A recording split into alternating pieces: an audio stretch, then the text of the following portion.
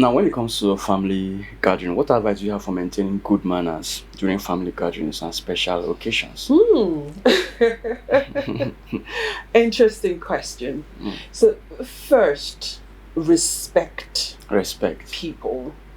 We may be cut from the same cloth, but we don't think the same way. Excellent. Okay? Yeah. So the children born by the same people, but they don't act the same way. So respect people's individuality. Okay. Bring respect to play. And then family gatherings and the time for you to compare people. Look at your brother, he has done this. Look at your sister, she has done this. Respect people, respect people's growth. Respect where they're coming from, respect their experiences, okay? And bring it to play when it comes to family gathering.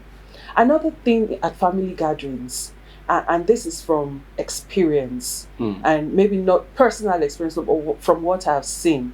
Don't go into a family gathering thinking that you are the best of all people. I think it's humility when you're able to help out with people. So don't go sit and expect people to serve you, because even the Bible says that whoever wants to lead amongst you should be the servant of all.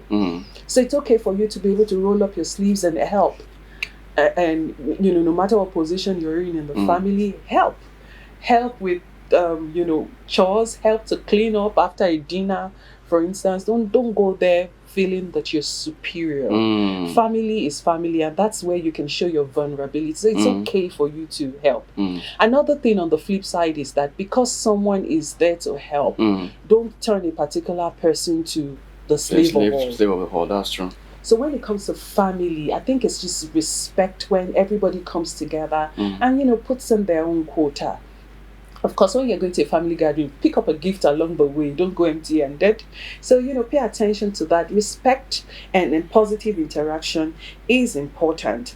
Also, learn to don't be mute while others are talking. Contribute. But I said it's much better if you don't have something sensible to say. Don't say anything. Okay, than saying something and saying something stupid. So how do we balance that? It's better for you to always have something sensible to say. That's what I say. There should always be something sensible to say. Otherwise, the more you communicate, the more we measure your confidence. Okay. So if you're not able to speak, then something is wrong. Of course, I agree with you that say something sensible. Don't say because Madam Coach, manners coach has said I must talk. So everybody is moving towards A. Because I must talk, I am moving to Z. That's not what I'm saying. But train yourself also to be able to communicate. And there's something cute about not being the loudest in the room. Okay? Don't be the loudest in the room. Allow the spotlight on other people. So sometimes you even have superior knowledge. You're widely traveled. You've been there. You've done that. But there's something really cute about you just allowing others to shine, whilst also putting in what you have to put in.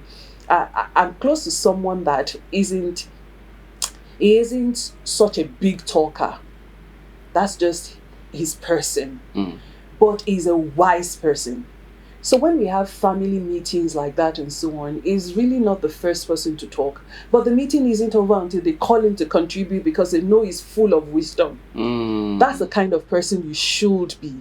So in as much as you are not when everybody is talking and you're saying that they say I must contribute, if you don't have anything to contribute, it's okay. But pay attention to what is being said. Give them the gift of your attention, and they will know that you're part of it. So it's not until you talk that they know that you're paying attention. Or you can concur with someone's opinion. I agree with you, something like that. And then when it's time for you to talk, you will talk. But don't be the loudest in the room. I mean, don't do that.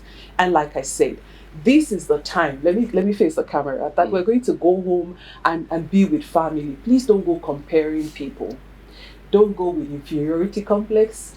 Don't come with superiority complex. Just enjoy yourself and enjoy the gift of family. Note that.